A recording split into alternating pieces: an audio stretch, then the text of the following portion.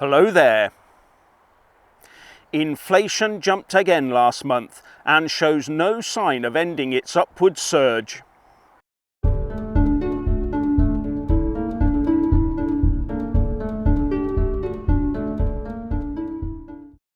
The latest from the Office for National Statistics, the ONS, shows that the annual rate of inflation has broken through the 10% barrier in July to hit a 40-year high.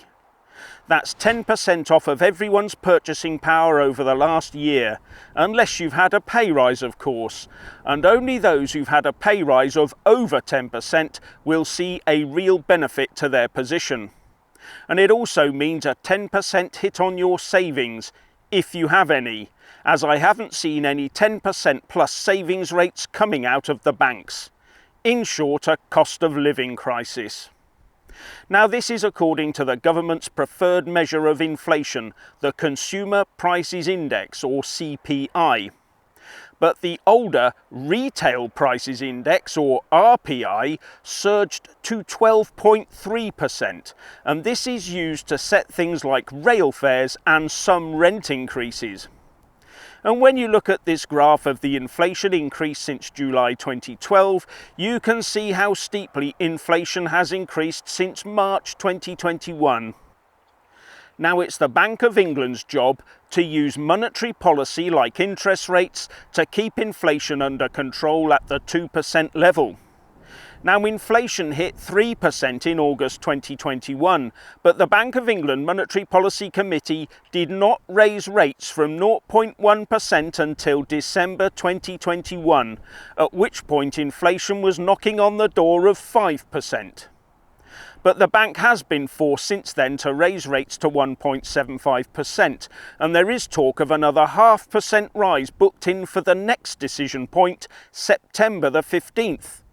But the recent interest rate rises seem to have had zero effect on inflation. So you have to wonder what the Bank of England would have to do to even slow inflation slightly. And normally a rise in inflation signals that an interest rate is on the way, so the pound gains in value. But after an initial gain, the pound sank against the dollar and the euro. Does this mean that investors think the Bank of England will not do enough, and that much more inflation is on the way? Now, this ramping inflation will just further erode real wages and savings, while the interest rate rises will hammer mortgage holders and credit card debtors, as well as those looking for loans. Now, the Bank of England Governor Andrew Bailey has promised to get inflation back down, saying, "Let me be quite clear. There are no ifs or buts in our commitment to the 2% inflation target. That's our job, and that's what we will do." Well, as I see it, he's going to have to get those interest rates going through the roof to do it. And as I said, there's talk of a 0.5% rise next month and rates of 3.5% by the middle of next year.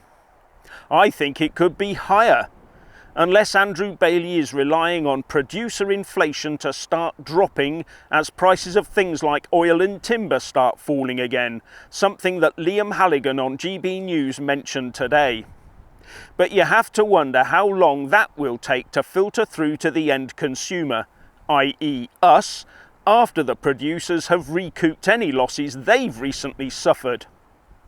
Now, one thing the Bank of England governor has done this year is to hand over 3 armoured vehicles to the governor of the Bank of Ukraine to distribute money around their country.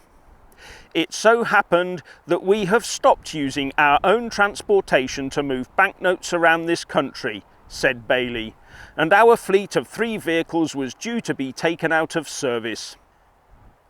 So he had them tarted up and driven to the Polish-Ukraine border and handed the keys over. So does that mean that cash transportation has been outsourced in the UK, or that a cashless society is much nearer than we think? Anyway, if inflation is even higher when the September figures are published in October, that will prove expensive for the taxpayer, as that is the month used as the basis for increases in public sector pensions and the state pension.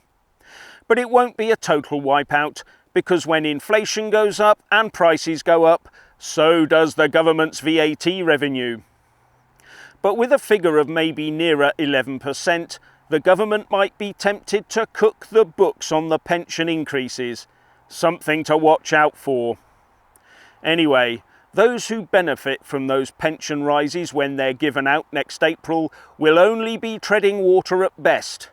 But many, even when inflation does return to 2%, if ever, will have lost a lot of purchasing power in the months and maybe years it takes to get back there. Their income in real terms will have dropped significantly.